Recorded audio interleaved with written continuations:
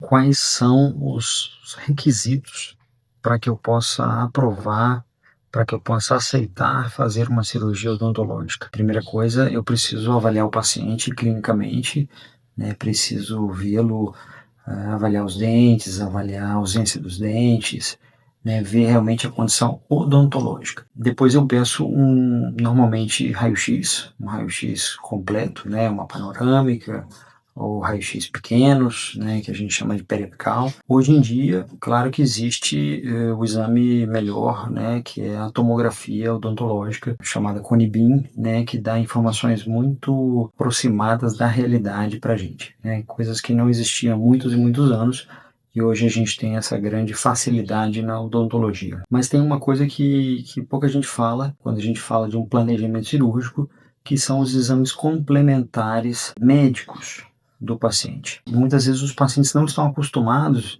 a receber esse tipo de pedido, né, do profissional dentista, né, do cirurgião dentista. Né, e às vezes o paciente até questiona isso. Para que isso, doutor? Precisa mesmo? Toda cirurgia, né, odontológica, o nome fala, é uma cirurgia. A gente tem que ter alguns cuidados, né, porque é um procedimento cirúrgico. Por menor que seja, é uma cirurgia, né?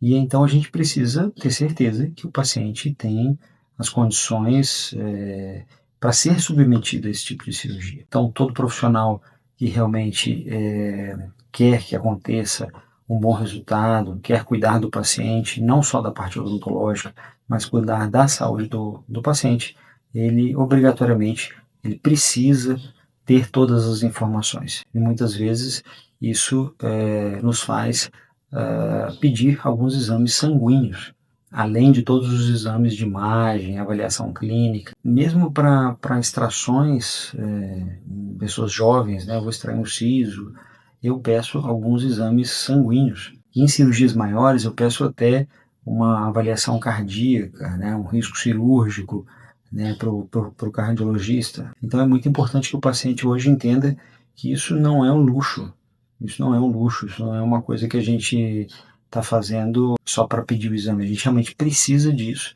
porque para entrar na cirurgia eu só faço realmente mediante esses exames, né?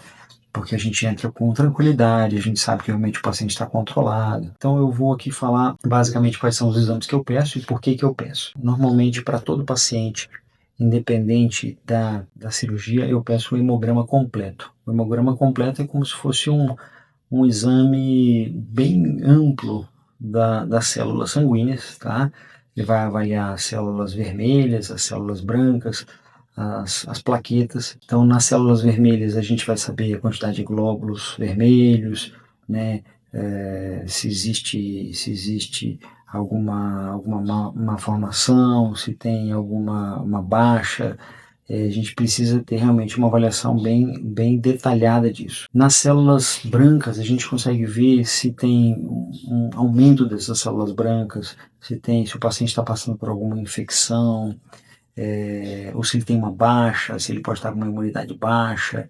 Isso pode nos mostrar que o paciente às vezes está tendo alguma infecção bacteriana ou uma virose, né? E às vezes ele não está apto a fazer a cirurgia que a gente precisa. Então, esses exames parecem muito superficiais, mas nos dão um caminho bastante seguro para seguir. Dentro desse hemograma completo, né, também aparecem as plaquetas, né? Então a gente consegue fazer um estudo de quantidade de plaquetas que o paciente tem. E nessas plaquetas a gente consegue ver se possa acontecer algum tipo de dificuldade de controle de sangramento na hora da cirurgia. Então tem que estar ali dentro de uma média, né, de plaquetas para a gente ter uma segurança maior, porque todo procedimento cirúrgico odontológico tem um sangramento ósseo, tem um sangramento gengival. Então, se o paciente tem algum distúrbio, a gente vai ter, com certeza, uma cirurgia mais difícil. E é uma irresponsabilidade, hoje em dia, um profissional com todos os recursos de exames entrar para uma cirurgia sem ter essas informações. Como que um profissional pode fazer isso, né, tendo com tanta facilidade um exame de sangue, com tantos centros de exame que tem aí em todos os bairros, né, não solicitar isso a um paciente. Normalmente eu também peço a glicemia, a glicemia para o paciente, que é a glicemia em jejum, né? O paciente tem que estar ali com uma taxa até 99 para ser considerado apto. É claro que às vezes o paciente faz ali, sabe que vai fazer o exame e ele acaba fazendo uma dietazinha uns dias antes e acaba saindo com essa margem ali da glicemia boa. Ele fala, nossa, tá vendo, eu fiz a dieta ali uma semana, 10 dias e minha glicose saiu boa, tá baixa. Tem um segundo exame que eu peço, que é relacionado a esse, que chama hemoglobina glicada, também mede a glicose, mas ela mede o histórico da glicose, ela mede a glicose dos últimos 2, 3 meses. E esse exame não dá para enganar. Não dá para enganar, porque vai sair a verdade. O que é a verdade? Vai mostrar realmente a média de glicose que o paciente apresentou nos últimos 2, 3 meses. E isso, por mais que o paciente faça ali uma dietazinha de alguns dias, se realmente a média dos últimos 2, 3 meses, se a pessoa realmente teve essa glicose alta nos últimos 2, 3 meses, ela vai aparecer nesse exame, vai acusar. E são os pacientes que estão, às vezes, com uma diabetes descontrolada, ou estão quase virando diabético. E por que a glicose é tão importante para nós dentistas, né? E não só para nós dentistas, para qualquer médico, né? Porque o paciente ele tem uma dificuldade maior de fechamento da ferida, tem uma cicatrização muito dificultada, ele pode ter uma simples extração pode demorar para fechar, ele pode ter um maior índice de perda de implante. Então, o implante tem uma alta taxa de sucesso, que pode chegar a 97, 98% dos implantes que a gente faz. Ou seja, de cada 100 implantes que a gente faz, a gente às vezes perde só 3, né? É muito pouco. Mas uma pessoa com um distúrbio de glicose, né, uma alteração da glicose, ela baixa esse sucesso bastante, né?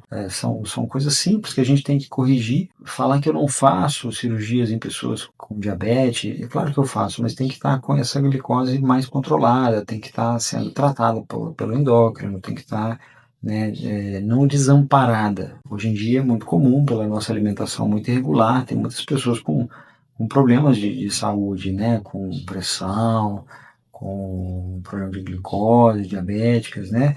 Mas o que não pode acontecer é a pessoa estar realmente sem controle, né? Ela está comendo mal, ela é sedentária e ela também não visita o médico e aí realmente, né, a gente não faz nenhum exame e entra para a cirurgia odontológica. Isso não pode acontecer. Então, uma outra coisa que eu peço também é o exame da coagulação, que a gente chama, né, o estudo o coagulograma, né, que vai mostrar o tempo de coagulação do sangue, vai mostrar quanto tempo demora para o sangue coagular, qual o tempo de sangramento. Isso é muito importante em cirurgias maiores odontológicas, né, porque se o paciente apresenta qualquer dificuldade, a gente está impedido de fazer a cirurgia até que se controle, até que se tenha uma resposta de como resolver isso. Então, como eu falei no início do vídeo, né, até mesmo para um siso de uma pessoa jovem ali, um rapaz, uma menina de 18, 20 anos, eu peço um hemograma completo, eu peço a glicemia, eu peço o tempo de coagulação, mas eu não necessariamente preciso pedir o risco cirúrgico dessas pessoas mais jovens, isso eu acho, né, muitas vezes não é necessário. Mas para casos maiores, né, pessoas já ali a partir dos 30 e poucos anos, eu muitas vezes eu peço sim o risco cirúrgico. O que é o risco cirúrgico? Eu faço uma carta, né, direcionada principalmente a um cardiologista, se a pessoa já tiver um cardiologista de plantão dela, né, de costume, e peço para fazer essa avaliação do risco cirúrgico, né? Então o médico vai avaliar se essa pessoa está apta, se ela tem as condições, né? Vai fazer uma avaliação cardíaca, né, com um eletrocardiograma, outros exames sanguíneos que o médico solicitar, para ver se realmente essa pessoa pode ser submetida a uma cirurgia odontológica. Muitas vezes eu indico nessa carta, olha, eu preciso que o paciente faça o hemograma, faça a glicemia, faça o coagulograma, mas se você, doutor, necessitar outros exames, por favor, peça de maneira adicional, né? E que o paciente possa fazer um único tipo de coleta, para o paciente não ter que ir fazer o exame que a gente solicitou e depois ele vai no médico, o médico pede outras coisas, ele vai fazer de novo. Então eu já encaminho direto para o médico, falando que eu preciso somente daqueles exames. E se ele quiser complementar com exames adicionais, ele assim o fará. É muito importante isso, é muito importante. Então, assim, muitas vezes a gente quer ajudar as pessoas, o paciente chega com uma infecção. Essa semana mesmo, um rapaz super jovem, pelo menos para mim, né? eu já começo a achar ele jovem. 48 anos, ele precisa fazer extrações múltiplas, ele está com os dentes todos com mobilidade, a gente fala abalados, né? Uma doença periodontal gravíssima. E ele chegou com a glicose em 300 e tanto. Não obeso, mas bastante acima do peso. E aí realmente eu falei para ele que não dava para operar daquele jeito. Um exame que mostrava que a glicose dele vinha alterada de 2, 3 meses. Ele falou, mas eu posso fazer uma dieta, eu consigo baixar isso. Eu falei com ele que não era tão simples assim, né? E eu entendo, assim, a pergunta dele, doutor, mas os dentes estão saindo, vão sair fácil aqui da minha boca, não é uma cirurgia difícil, vamos fazer assim mesmo. Tentando me convencer que seria uma cirurgia fácil. E eu tenho certeza que seria uma cirurgia fácil, mas imagina se eu faço uma cirurgia dessa, né, e esse paciente está numa situação difícil e ele entra numa situação mais difícil ainda, onde ele tem uma dificuldade de cicatrização, né, onde ele vai ter um tempo demorado para fechar a ferida e ele vai ter dor. Isso tudo porque eu me omiti a pedir um exame, eu fiz vista grossa a um exame. Na conversa, né, eu descobri que ele estava sem médico. Imagina só, ele estava sem médico. Ele tinha ido no médico há muitos anos atrás, o médico tinha passado o medicamento para ele. E ele continuava usando a mesma medicação, sem fazer nenhuma alteração, né, sem fazer nenhuma adaptação para o atual momento dele. Aí eu falei com ele, olha, volta no médico, começa a fazer o tratamento de novo lá, pode ser que daqui a poucos dias esteja bem melhor. E a gente faz a sua cirurgia, né? A gente faz o tratamento que você precisa. Mesmo ele sendo diabético, se ele estiver controlado, a gente consegue sim fazer os implantes, mas o paciente precisa estar controlado dentro de uma dieta, né, dentro de uma medicação correta. É claro que mesmo assim a chance pode diminuir um pouquinho de sucesso, mas fazendo as coisas do jeito certo, a chance aumenta bastante, né, de que a gente consiga um bom resultado. Então basicamente é isso, né? Esse é um vídeo mostrando a importância, né, nossa, não ter uma visão somente técnica odontológica fechada, né, pensando em dente. A gente tem que pensar no paciente como um todo. A gente é um profissional de saúde. Eu ainda recebo muita cara de espanto quando eu vou pedir um exame de sangue, né, um exame complementar. Infelizmente, os pacientes ainda acham isso muito fora do padrão, mas é bom para todo mundo, né? É seguro para mim, é seguro para o paciente, e hoje em dia todo mundo vai começar a fazer isso, vai se tornar uma coisa bastante comum. Sempre pelo bem do paciente, né? A gente tem que sempre se esforçar para o paciente ter segurança e ter o melhor resultado possível.